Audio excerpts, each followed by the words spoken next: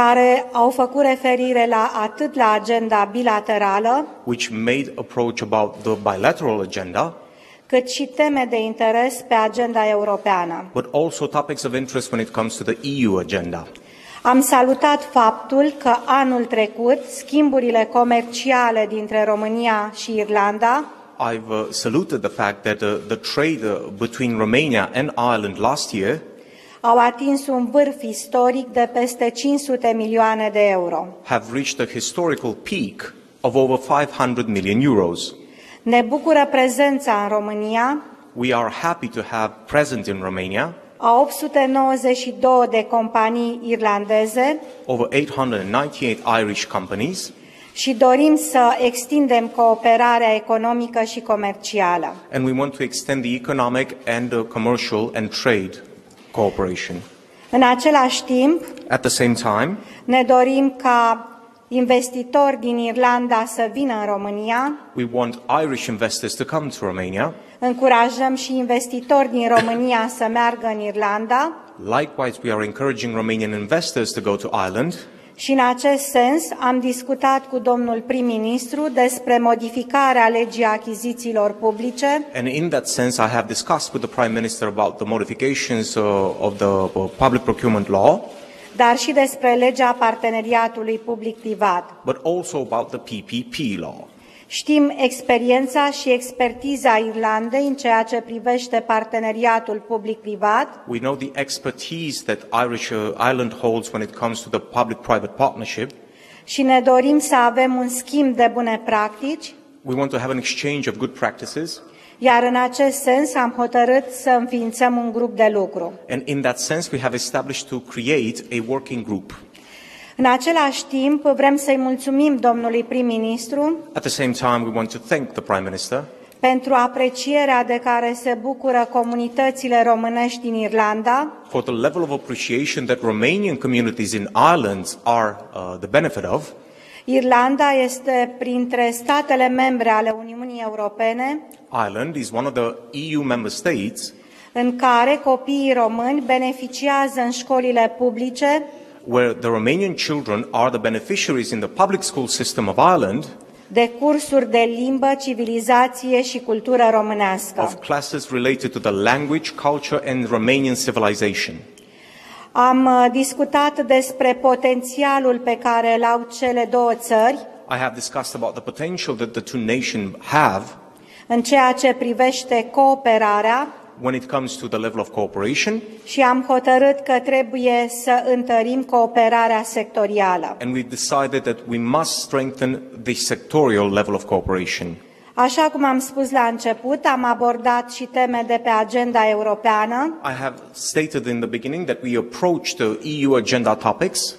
Am vorbit despre cadrul financiar multianual We've spoke about the multi-annual financial framework, și am stabilit că trebuie să existe un echilibru and we established the fact that there needs to be a balance între politicile noi, between the new policies, și mă refer la apărare, cercetare, migrație, Erasmus+, protejarea frontierelor, here I'm referring to border protection, Erasmus+, defense and many other topics, dar și politicile tradiționale și mă refer la politica de coeziune și politica agricolă comună. but also traditional policies like the Common Agricultural Policy and the Cohesion Policy.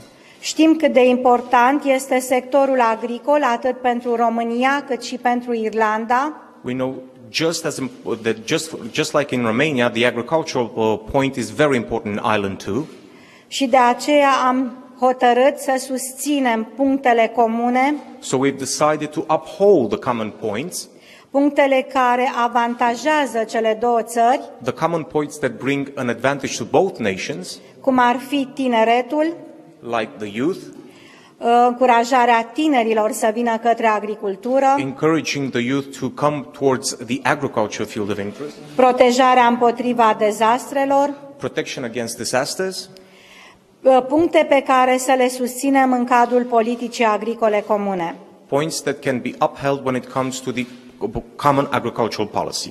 Am vorbit și despre politica de coeziune We spoke also about the cohesion policy, și l-am invitat pe domnul prim-ministru and we invited the Prime Minister să participe la conferința pe care o vom organiza la București to arrive and attend the conference that we will organize in Bucharest pe 30 octombrie anul acesta. on October 30th this year.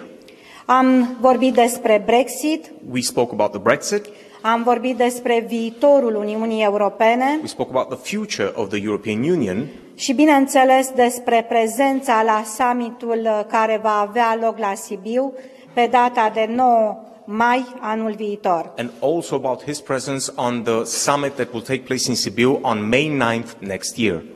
Vreau să îi mulțumesc încă o dată domnului prim-ministru I want to thank once again the Prime Minister pentru abordarea constructivă for his very constructive approach, și sper ca această vizită în România and I hope that this visit in Romania să dea startul unei cooperări mult mai fructuoase will provide the kickstart for a much more fruitful collaboration și mult mai strânse între România și Irlanda, and a much tighter connection between Romania and Ireland, atât în plan bilateral cât și în plan european. both in the bilateral sense but also on the European level. Please. Thank you very much, and good afternoon. I just want to say how delighted I am to meet with Prime Minister Dăncilă here in Bucharest today. Vă mulțumesc foarte mult, sunt încântat să o întâlnesc pe doamna prim-ministru Dăncilă astăzi aici. I really want to thank the Prime Minister for such a warm welcome, and I was surprised to hear that it's 15 years since an Irish Prime Minister has been here in Bucharest, so I think it's high time that we upgraded our relations. Sunt bucuros și totuși surprins să aflu că e prima vizită a unui prim-ministru irlandez în 15 ani. Era momentul ca acest lucru să se întâmple, de aceea e o mai mare bucurie pentru mine că mă aflu aici. I have been here before as a student, but this is my first time here as Prime Minister, and because of the Romanian presidency next year, almost all of our cabinet ministers will visit Romania in 2019, so I think it's a really good chance to upgrade our relations. Am mai fost prezent în România acum 15-20 de ani ca și student, dar cred că în anul viitor, pe măsură ce România va susține președinția Consiliului European, toți membrii cabinetului irlandez vor face vizite în România și vom fi mult mai apropiați unii de ceilalți. And I was delighted to learn that the Prime Minister, as a member of the European Parliament, spent 2 weeks in Ireland on a visit, and I invited her to come back sometime if she can fit it in during her busy schedule. A fost încântat să aflu că în mandatul dumneaei de parlamentar european, doamna Dăncilă a fost prezentă timp de 2 săptămâni în capitala Irlandei, Dublin, și sper să se întoarcă cât se poate de repede. We discussed the fact that relations between Ireland and Romania have been developing very strongly over recent years. Am căzut de acord asupra faptului că relația bilaterală între România și Irlanda a devenit din ce în ce mai puternică în ultimii ani. And we have a very large Romanian community now in Ireland, maybe 70,000 people making up about 1.5% of our population. Avem o comunitate foarte mare, numeroasă de români în Irlanda, în jurul a 70.000, care înseamnă în jurul a 1,5% din populația țării. And it's a community that's very valued, very welcome, very well integrated. E o comunitate valorificată, o comunitate bine integrată, de la care ținem. And they've been excellent ambassadors for Romania and Ireland and have made a really big contribution to our society and our economy. And as the Prime Minister said, the Romanian language is a language that you can learn in Irish schools. Și așa cum a menționat și doamna prim-ministru, se predă limba română în școlile irlandeze și sunt cu adevărat niște buni ambasadori ai națiunii, membrii comunității din Irlanda. We discussed business and trade links, and trade between our two countries has doubled in the past 10 years. And 6 of our 10 largest companies are active here in Romania, and I look forward to meeting some of them later this afternoon. Legăturile comerciale sunt din ce în ce mai puternice, s-au dublat practic schimbul comercial în ultimii 10 ani și 6 din principalele 10 companii irlandeze sunt prezente în România, iar eu mă voi întâlni cu o parte din dumnealor în această după-amiază. We had a good conversation about Romania's plans for your first EU presidency. Am avut o conversație foarte plăcută vis-a-vis de planurile României pentru prima președinție a Consiliului Europei. And I think the theme of the presidency, cohesion, a common European value, is one that we can identify with and one we can support. Și tema principală de coeziune și valori europene este una cu care ne identificăm foarte bine. It's going to be an extremely busy presidency. Deci va fi o președinție extrem de ocupată. because Brexit will happen in March of next year, the European elections in May. Pentru că avem în martie Brexit și în mai alegerile europarlamentare. We'll also try to negotiate a new MFF, a new European budget. Încercăm să negociem un nou cadru multianual financiar. And also we'll have the special meeting in Sibiu in May to discuss the future of Europe and future integration. So it's already an extremely busy agenda for a 6-month period. Agenda este extrem de ocupată, luând în considerare și faptul că în mai avem acea întâlnire de la Sibiu, unde vom prezenta viitorul Uniunii Europene și vom descoperi ce trebuie făcut. On Brexit, I particularly thank the Prime Minister for her interest in the unique concerns that Ireland has, particularly in relation to Northern Ireland and Romania's ongoing support for making sure that there is no return to a hard border between Northern Ireland and Ireland.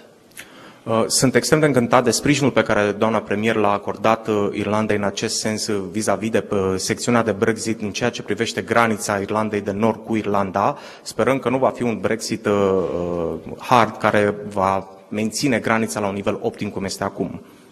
On the budget, we talked about the need for the European budget to reflect new challenges. Am discutat în timpul dejunului vis-a-vis de bugetul Uniunii Europene care va trebui să reflecte noile provocări, such as boosting economic development and jobs, cum ar fi să crească dezvoltarea economică și numărul de locuri de muncă, managing migration and external security, să gestionăm migrația, dar și elementul de securitate, and also tackling climate change, which I understand is causing floods in Romania while it causes a drought in Ireland. Dar și să contracarăm schimbările climaterice care, din câte am înțeles, cauzează inundații și ploi în România, în timp ce în Irlanda avem secetă. And also the very much agreed that we need to reform and continue to fund very well successful policies like the Common Agricultural Policy, which is important to both our farmers in rural areas and cohesion in particular. Și am căzut de comun acord că trebuie să susținem, cel puțin financiar, la același nivel elementul de coeziune și elementul de politică agricolă comună, care este extrem de important și pentru Irlanda și pentru România. And I also sought the Prime Minister's advice and guidance on the situation in Moldova and also in the Western Balkans and Ukraine. And certainly Romania is a country that I will listen to when I'm being asked to make decisions and form opinions on what's happening in this part of Europe. Și sunt sigur că atunci când voi fi întrebat vis-a-vis de ce se întâmplă în această zonă a Europei în ceea ce privește Balcanii de Vest, integrarea europeană a Moldovei sau a Ucrainei, sunt sigur că doamna Dăncilă este o persoană care mă poate informa corect pe acest subiect. And finally, we agreed that we would establish a working group so that we can cooperate and share experiences on the operation of public-private partnerships, particularly when it comes to infrastructure and transport infrastructure, which we have a lot of experience of in Ireland. Am hotărât să creăm în momentul de față un grup de lucru care să se ocupe de partea de element de parteneriat public-privat cu accent pe elemente de infrastructură și transport, unde Irlanda deține foarte multă experiență. So thank you again, Prime Minister, for a very valuable visit. Vă mulțumesc foarte mult pentru primirea, doamnă prim-ministru. Let us.